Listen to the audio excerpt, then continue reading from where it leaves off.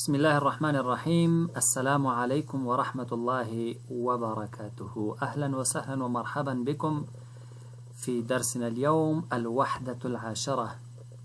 لسمة وحدة، لسمة برخة.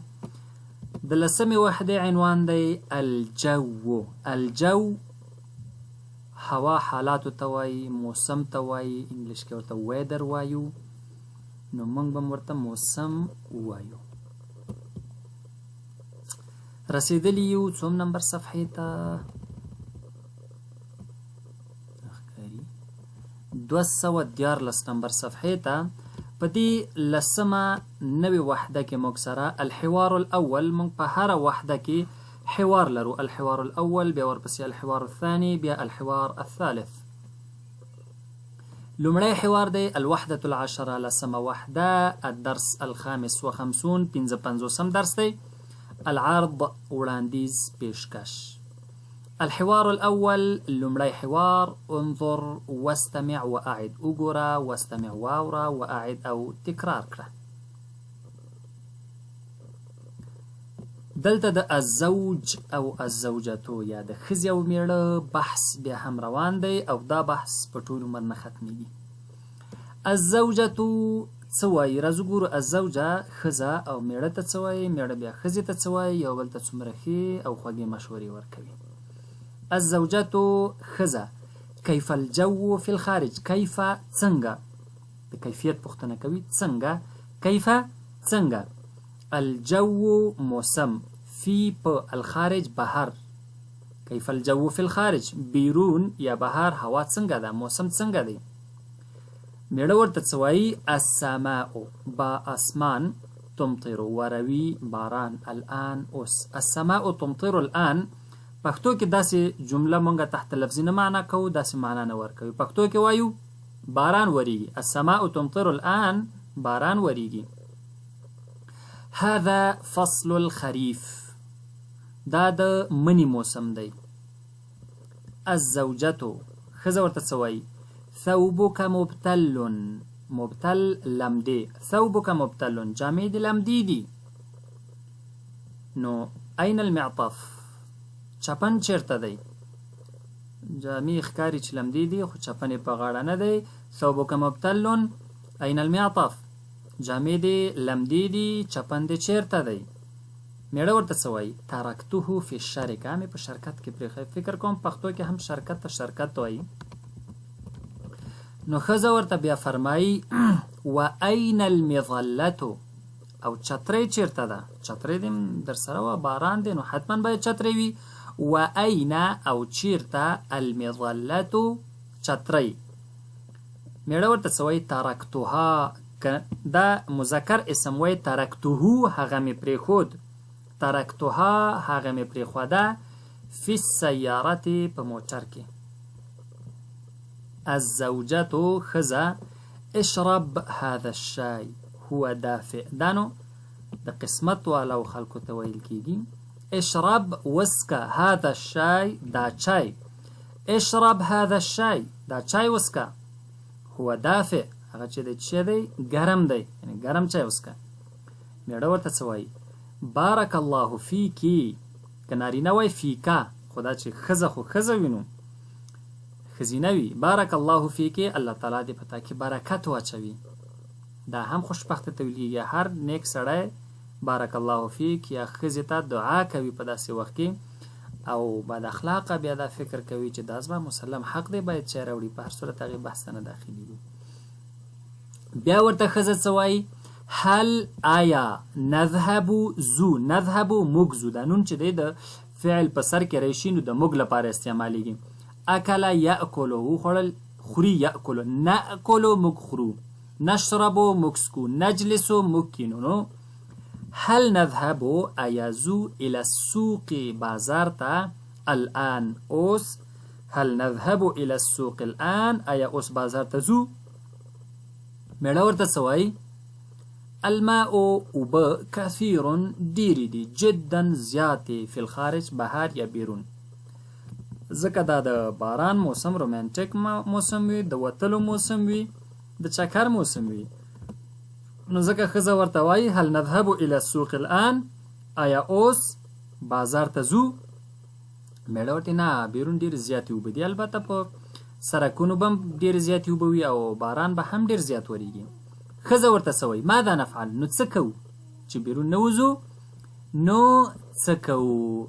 میړه ورته وایي نبقا، پاتې کیږو. ګوره بیا هم نون دی جمع ده، نبقا پاتې کیږو، اللیلته شپه. دلته اللیلته نن شپه ترې هدف دی، ځکه یوم ورځ، الیوم یعنی نن ورځ، اللیله نن شپه، نبقا اللیلته نن شپه پاتې کیږو، فی البیت په کور کې. ښځه ورته څه وایي الزوجة ونذهب غدا الى السوق ان شاء الله، او سبا به بیا بازار ته لاړ شو ان شاء الله. نو د دې حتما سودا په کار ده، که نن وي که سبا یې حتما یې بیایي.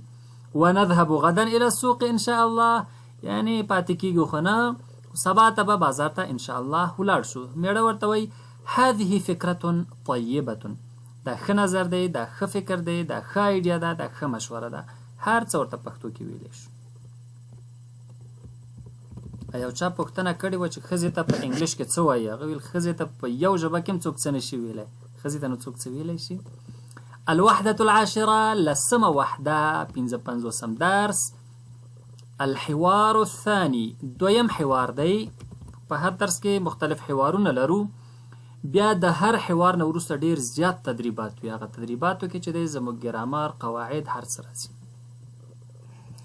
په دویم حوار کې چې دی موږ سره حسان او بدر په خپل منځ کې خبرې کوي. حسان ورته وایي السلام علیکم یا بدر، پښتو کې هم همداسې دی. انا حسان، انا زه حسان یم.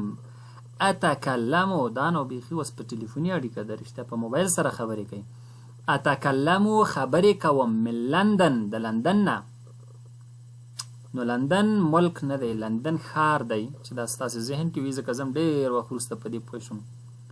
بریتانیا یا انګلینډ هیواد دی، لندني ښار دی. انا حسان، زه حسان یم. اتکلم من لندن، زه د لندن نه خبرې کوم. په لندن باندې ځکه مشهور دی چې په همدې ښار بریتانیا مشهوره ده. بدر ورته وایي وعلیکم السلام، اهلا وسهلا یا حسان، ښه راغلاست حسان، ستړی مه شې، ښه راغلاست. پښتو کې څه وایو نور؟ په خیره مو لیدې، جوړ تازه، جوړ تکړه، ځکه اهلا وسهلا د راغلاست مطلب نه دی. اهلا وسهلا په عربي کې اصلا حللتم اهلا ونزلتم سهلا دی، خو اهلا وسهلا لن شوی دی، یعنی ښه راغلاست دی یو قسم. بدر کیف الجو فی لندن، کیف څنګه، الجو موسم، هوا، فی لندن په لندن کې، کیف الجو فی لندن په لندن کې موسم څنګه دی. حسان ورته وایي الجو موسم بارد، یخ دی، فی لندن په لندن کې موسم یخ دی په لندن کې. هذا فصل الشتاء،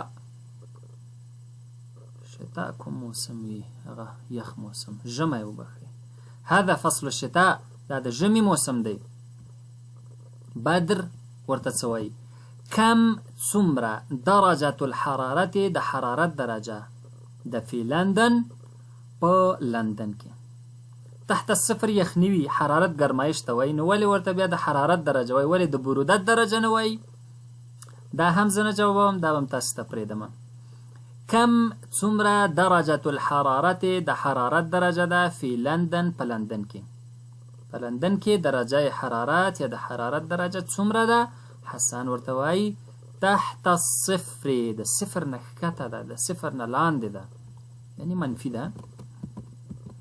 حسان بیا ورته وایي کیف، څنګه، الجو، الجو موسم، فی الریاض، په ریاض کې. ریاض چې دی د سعودي مرکز دی، لکه د افغانستان چې کابل دی، د پاکستان اسلام آباد دی، د روس مسکو دی. نو د سعودي مرکز چې دی هغه ریاض دی.